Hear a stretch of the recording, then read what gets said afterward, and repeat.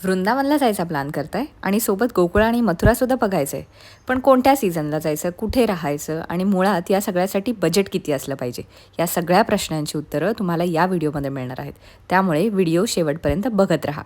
जाने वाली तेज लोकल थोड़े ही समय में प्लेटफॉर्म क्रमांक 2 पर आ रही है। ये लोकल सुरुवात केली कल्याण ते आग्रा या ट्रेन प्रवासाने. वृंदावनला जाताना आपण आग्रा किंवा मथुरा या स्टेशन्सवरून जाऊ शकतो.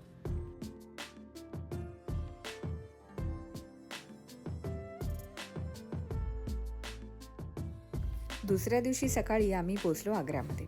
आग्रा छावणी ते वृंदावन हा 1.5 तासाचा प्रवास होता.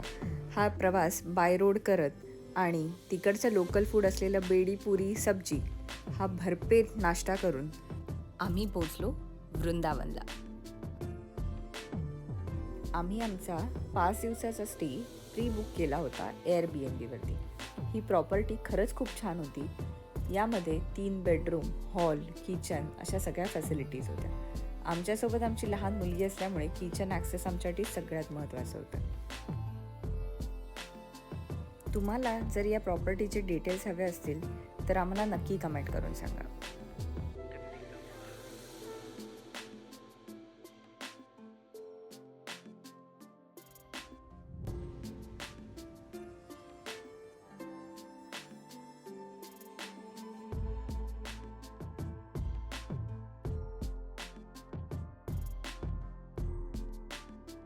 ऑक्टोबर ते मार्च हा वृंदावन फिरण्यासाठी बेस्ट सीझन आहे. आम्ही इथे पोचल्यानंतर दुपारचं जेवण केलं आणि संध्याकाळी आम्ही सुरुवात केली वृंदावन फिरायला.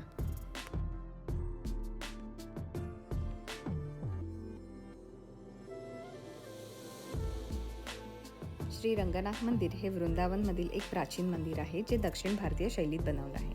इथे आपल्याला भगवान विष्णूंच्या श्री रंगनाथ रूपाचं दर्शन घडतं, जे शेषनागावर विश्राम घेत आहे.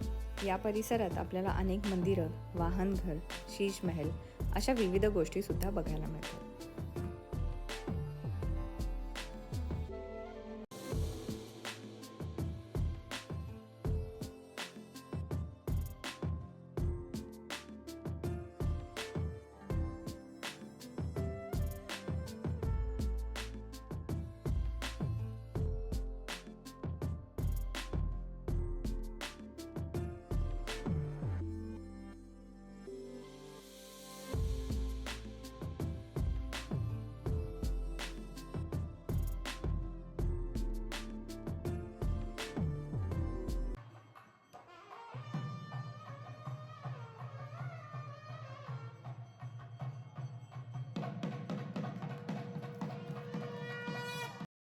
आरती करून आम्ही गेलो जुगल घाटला यमुना दर्शनासाठी. वृंदावनमधल्या बऱ्याच घाटांवरती रोज संध्याकाळी यमुना आरती होते. तिथून पुढे आम्ही गेलो गोपेश्वर महादेवांच्या दर्शनाला. या मंदिराचं वैशिष्ट्य म्हणजे सकाळी इथे शिवलिंगाची पूजा शिवस्वरूपात केली जाते आणि संध्याकाळी इथे महादेवांना गोपी स्वरूपात पूजलं जातं. आता आपण आलोय राधावल्लभ मंदिराजवळ.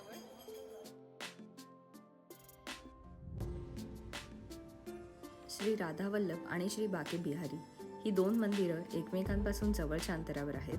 त्यामुळे आम्ही राधावल्लभ मंदिरात दर्शन घेऊन पुढे गेलो श्री बाके बिहारी मंदिरात. श्री बाके बिहारी हे वृंदावनमधील सर्वात प्रसिद्ध मंदिर असल्यामुळे इथे दर्शनासाठी नेहमीच गर्दी असते. परंतु मंदिरातली भक्तिभावना आणि ऊर्जा अनुभवली की एक वेगळाच आनंद मिळतो. इतक्या गर्दीत आपल्याला जेव्हा बाके बिहारींचं दर्शन घडतं तेव्हा मन मात्र नक्कीच प्रसन्न होतं.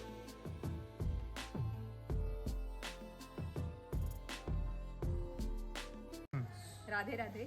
आपण आत्ता आलो आहे वंशीवट मंदिरात. तर इथे असं म्हटलं जातं की कृष्ण जेव्हा बासरी वाजवायचे तर इथे एक झाड आहे, त्या झाडाखाली बसून कृष्ण बासरी वाजवायचे. आणि आजही आपण जर तिथे कान लावून व्यवस्थित ऐकलं, मन शांत करून, तर तिथे आजही बासरीचा आवाज येतो. तर आज आपण इथे दर्शन घेऊया.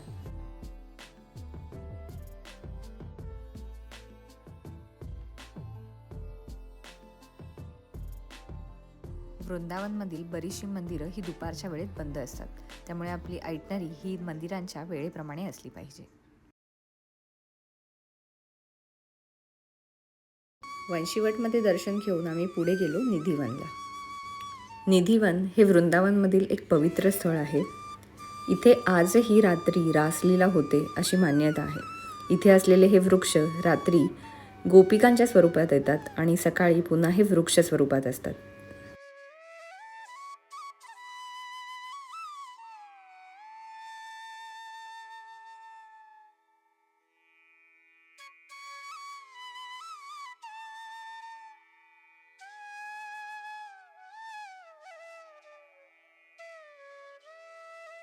निधिवनचं दर्शन घेतल्यानंतर इथल्या प्रसिद्ध लस्सीचा आम्ही आस्वाद घेतला. दुपारी आराम केला आणि संध्याकाळी आम्ही गेलो प्रेम मंदिरला. प्रेम मंदिर संध्याकाळी बघणं हा एक सुंदर अनुभव आहे. इथे असलेली सजावट आणि विविध रंगांची रोषणाई याच्या सुंदरतेत अजून भर घालते.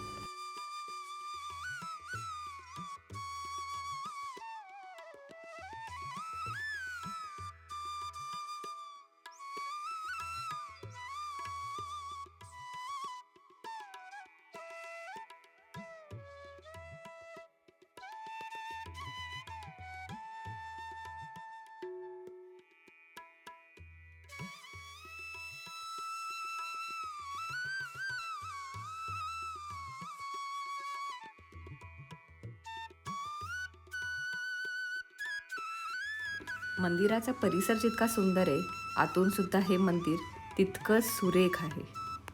श्री कृपालू महाराज यांच्या कल्पनेतून साकारलेलं आणि अनेक कामगारांच्या कार्यकुशलतेची जोड मिळालेलं हे मंदिर आपल्याला इथे बघायला मिळतं.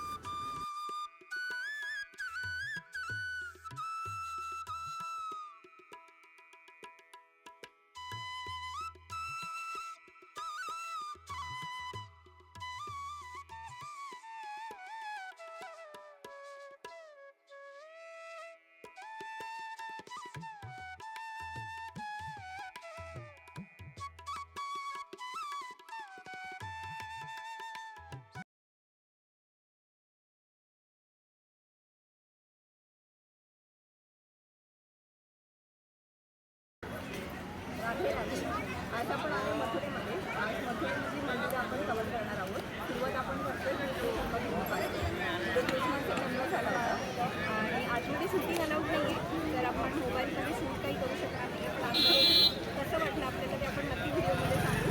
तर चला. भगवान श्रीकृष्णांचा जन्म ज्या कारागृहात झाला होता ती जागा आपल्याला इथे बघायला मिळते. जन्मभूमीचा संपूर्ण परिसर बघायला आपल्याला साधारण 1 ते 1.5 तास लागतो.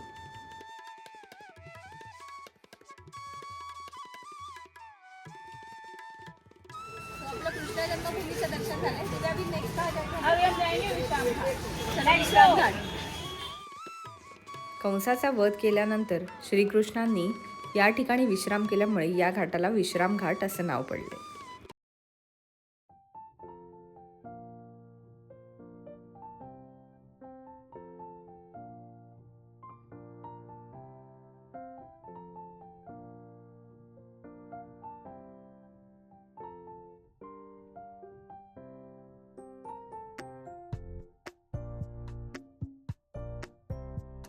विश्राम घाटला बोटिंगचा आनंद घेऊन तिथेच जवळ असलेल्या श्री द्वारकाधीश मंदिरात आम्ही दर्शन घ्यायला गेलो.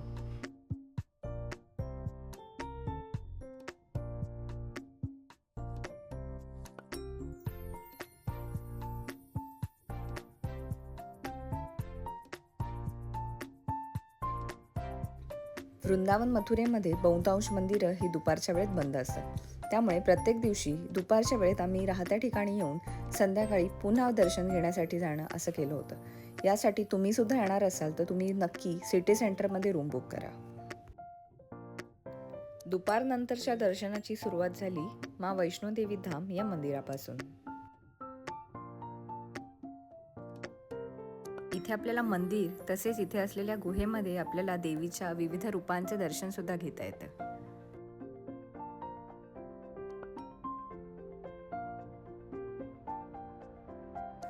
या मंदिराचं प्रमुख आकर्षण म्हणजे इथे देवीची असलेली विशाल अशी मूर्ती, जी आपल्याला वृंदावनमध्ये फिरत असताना बऱ्याच ठिकाणावरून नजरेस पडते.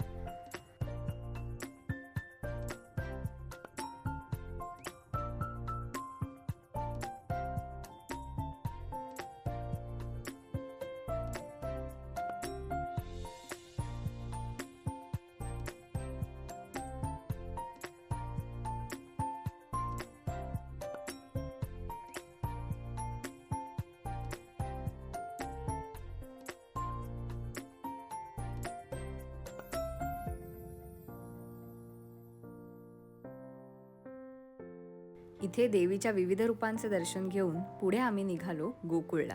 श्रीकृष्णाने अनेक लीला केल्या, त्यापैकी एक महत्त्वाचं ठिकाण म्हणजे गोकुळ. आणि वृंदावनला आल्यावर गोकुळला भेट देणं ही म्हणजे पर्वणीच. तर हे आहे नंदभवन. इथे असलेल्या 84 खांबांमुळे या ठिकाणाला 84 खांबा असं पण म्हणतात.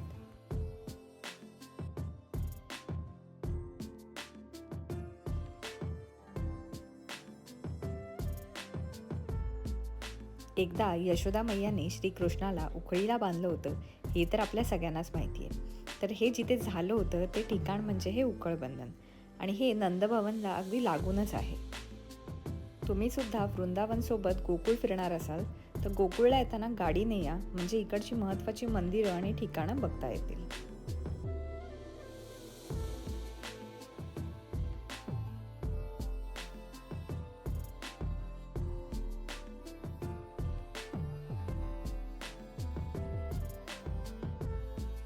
चिंताहरण महादेवांचं दर्शन घेऊन मग आम्ही पुढे निघालो ब्रह्मांड घाटला. ही तीच जागा आहे जिथे श्रीकृष्णांनी लहानपणी खेळत असताना काही मातीचे कण तोंडात घातले होते आणि यशोदा मैयांनी त्यांना तोंड उघडायला सांगितल्यावर त्यांनी अखंड ब्रह्मांडाचं दर्शन यशोदा मैयांना घडवलं होतं.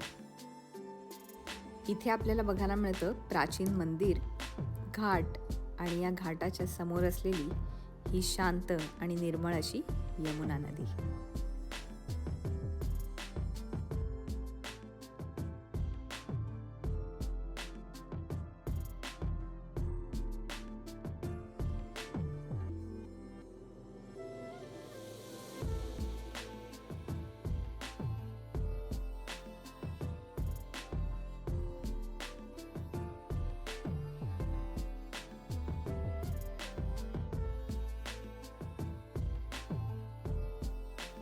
या मंदिरामध्ये आपल्याला भगवान श्रीकृष्णांचं दर्शन घेता येतं आणि हा प्रसंग जिथे झाला होता त्याची प्रतिकृती सुद्धा इथे आपल्याला बघायला मिळते.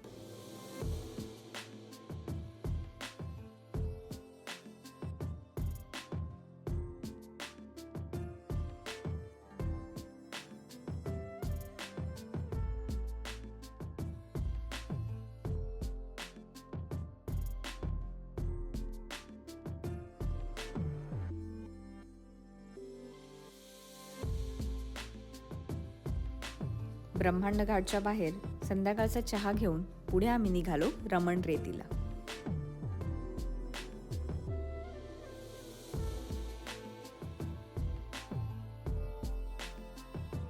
रमण रेती हे मोठ्या परिसरात पसरलेलं असून इथे आपल्याला हरणांचं अभयारण्य सुद्धा बघायला मिळतं.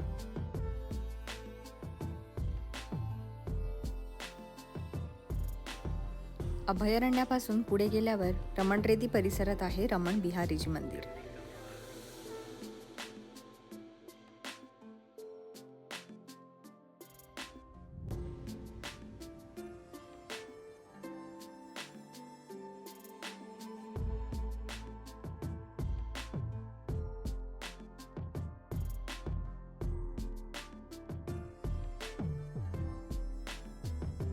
बालकृष्णाच्या लीलेने पावन झालेल्या या रेतीला स्पर्श करण्यासाठी लोक दुरून दुरून येतात. इथे या रेतीमध्ये अक्षरशः न्हाऊन निघतात. या रेतीचा नुसता स्पर्श सुद्धा आपल्याला सुखाची अनुभूती देतो.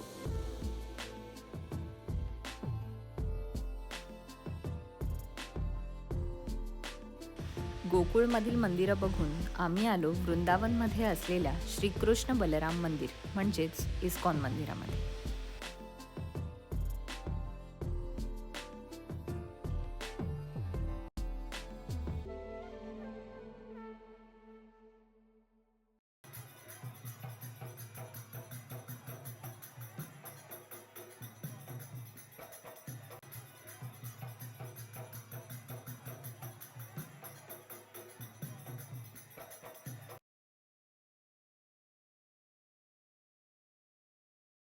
रात्रीचं जेवण आणि थोडा आराम करून आम्ही आलो प्रेमानंद महाराजांच्या दर्शनासाठी.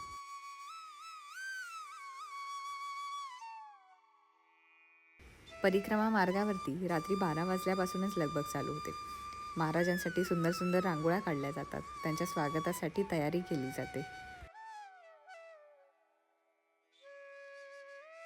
संपूर्ण परिक्रमा मार्गावरती लोक दाटीवाटीने उभे असतात।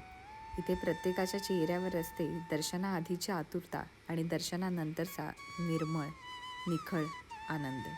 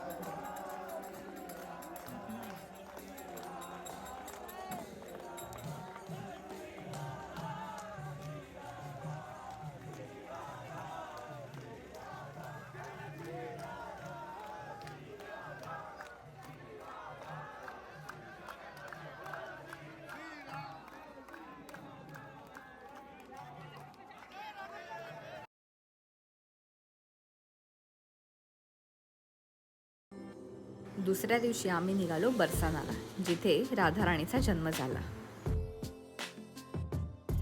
वृंदावन, गोकुळ, मथुरा यानंतर आता आपण बरसानाला आलोय। आणि अजूनही व्हिडिओला लाईक केलं नसेल तर नक्की लाईक करा आणि चॅनलला सुद्धा सबस्क्राईब करा। बरसानामध्ये आम्ही गेलो श्री लाडलीजी महाराज मंदिरामध्ये। या मंदिरात आपण गाडीने किंवा रोपवेने पोहोचू शकतो। गाडी वरपर्यंत येण्याची व्यवस्था असल्यामुळे आपल्याला 5 ते 7 मिनिट चालत मंदिरात जाता येतं किंवा आपण रोपवेने सुद्धा येऊ शकतो।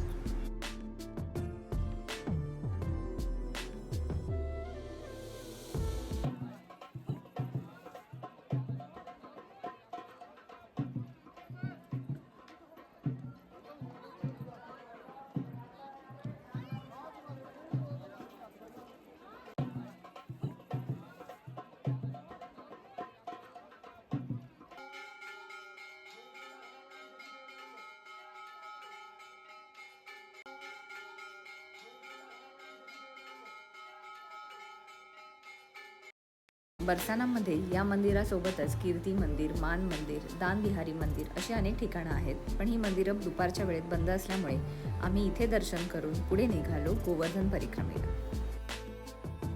तर बरसानामध्ये आता आपण राधाराणीचं दर्शन घेतलं, खूप छान दर्शन झालं। थोडी गर्दी होती पण दर्शन खूप छान झालं। आता आपण आलो इथे गोवर्धन पर्वतच्या परिक्रमेसाठी। गोवर्धन परिक्रमेचा हा मार्ग 21 किलोमीटरचा आहे। ही परिक्रमा आपल्याला चालत, गाडीने किंवा इथे असलेल्या ई-रिक्षाने करता येते। आम्ही ही परिक्रमा ई-रिक्षाने केली। संपूर्ण परिक्रमा मार्गामध्ये अनेक कुंड आणि मंदिर आहेत। हे सगळे पॉईंट्स बघणं शक्य नसल्यामुळे आम्ही काही सिलेक्टेड कुंड आणि मंदिरं बघितली। या मार्गातील सर्वच ठिकाणं पवित्र आहेत, पण इकडचं प्रमुख आकर्षण असलेली राधाकुंड आणि श्यामकुंड याचं दर्शन तुम्ही नक्की घ्या।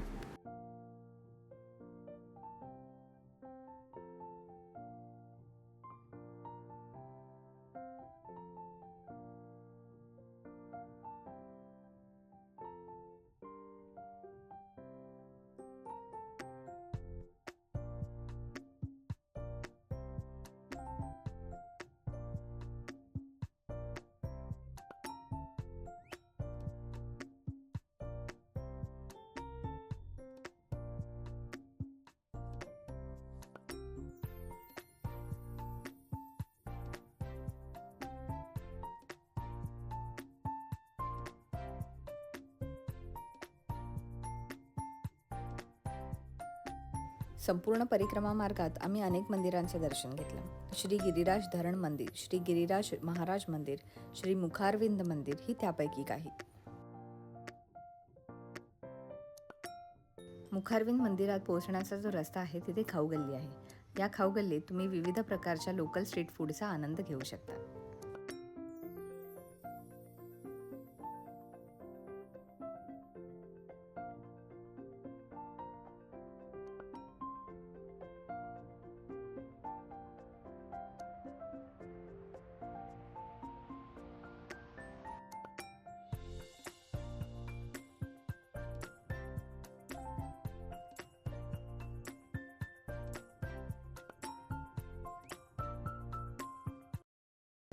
बरसाना आणि गोवर्धन परिक्रमा करून परत आम्ही आलो वृंदावनमध्ये. या दिवशीसुद्धा आम्हाला प्रेमानंद महाराजांचं दर्शन घ्यायचं होतं. आदल्या दिवशी झालेल्या थोड्याशा ओळखीमुळे आम्हाला व्यवस्थित जागा मिळाली आणि महाराजांना अजून जवळून बघण्याचं सौभाग्य मिळालं.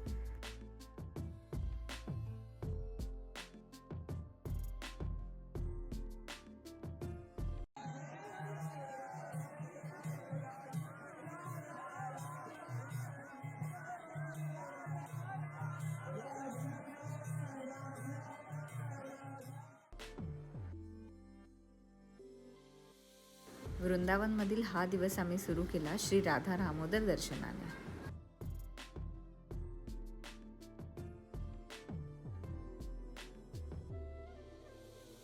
तर ही आहे आमच्या संपूर्ण ट्रिपची आयटनरी आणि ट्रिपचं बजेट.